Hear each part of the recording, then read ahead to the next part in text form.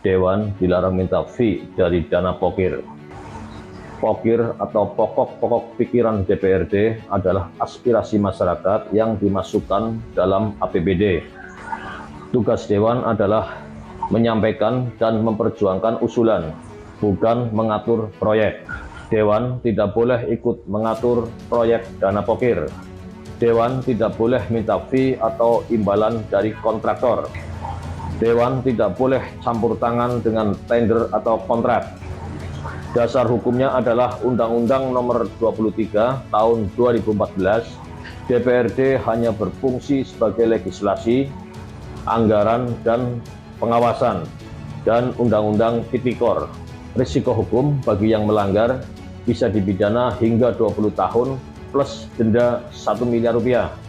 Ingat, dana pokir itu milik rakyat, bukan ladang fee bagi anggota Dewan.